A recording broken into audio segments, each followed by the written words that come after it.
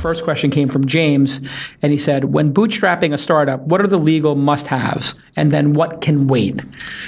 We get this question a lot because, as you said, companies are cash-strapped and don't have an endless legal budget. And the two core things that I advise all of our clients to focus on are intellectual property and capitalization. So with respect to intellectual property, it's not necessarily filing patents or copyrights or trademarks. It's about making sure that the core IP has been assigned to the company.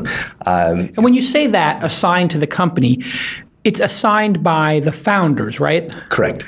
And so what's the typical mistake that, because I run into this a lot, is the typical mistake that the founders may, if things don't work out, sue each other for who owns the idea, or the previous employer if they worked on the idea while they were still working at Google or Facebook, right. That kind of stuff? Those are the two core issues. You're exactly right, that it's either a prior employer says you worked on this on our time using our equipment, so we own the idea, or people part ways and somebody says, I was part of preparing that business plan, so I own part of the company, which ties into the second thing that I think is really key for early stage companies to focus on, which is capitalization. So the allocation of the equity and making sure that you document that really well. I mean, we're all very aware of many stories of back of the napkin promises for half of a company that can really come back and be a real pain in the butt down the road. And as you said, it can be very, very expensive to address it then. So I think making sure that the IP is assigned and that you properly allocated and documented the equity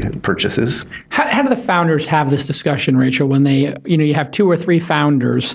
How do you advise them to have this difficult discussion? Because I know some founders are like, they seem almost like they want to avoid the difficult discussion of who has how much, and how do you advise them to talk about it? Yeah, it's a good question, and honestly, you're spot on, and often that's a red flag for us when they're afraid to have that conversation with each other, and sometimes we end up acting more like therapists, right? We're going to give you some talking points, you guys need to go and discuss this with yourself, and you really do need to do it now because it's sort of like ripping off the Band-Aid. Worse would be if you guys continued to work together for 3, 6, 9 months, developed a lot of IP and hadn't reached an agreement, because that's when things get fractured and that's when the disputes arise. So we can give them talking points, often we do, and send them away to say, hey, what are your roles going to be? What relative contributions are you going to be making? And try to get them to coalesce around an answer. It's also up to the investors to make sure that this is done right, isn't it? Like, as part of the diligence, when I'm investing in a company, I should make sure that all the IP has been assigned before I give them the money and that they've all agreed to vest their shares. Yeah, that's exactly right. And we actually end up using often investors as the catalyst, which is no one's going to give you money until you've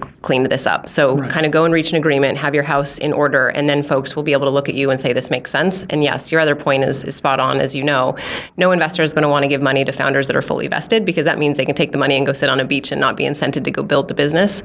And so we do try to counsel founders to self-impose some vesting so the investors don't come in and put something potentially worse on the founders. And the standard for vesting for founders is everybody who is in the company is going to take a year cliff, 12 months before they get any equity, and then vest monthly or quarterly after that. Exactly.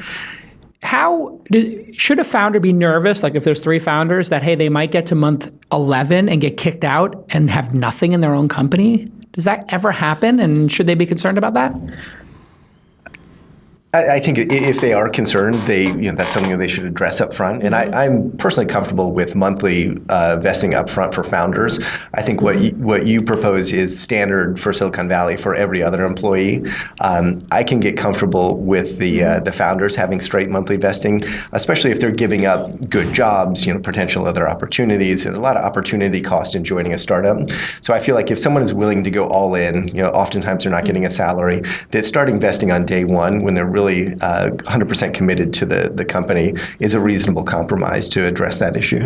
So that's something founders could discuss with their investors and attorney and each other, which is, hey, we could make the first year cliff 6 months instead, or we could do it quarterly or monthly. Is there some difference between quarterly and monthly? Is there some standard there that's emerged? I think pretty much it's monthly, especially for young companies, because each month is sort of critical, right? 3 months gaps can be a lifetime for companies. So I think usually folks have settled on monthly and leave it at that.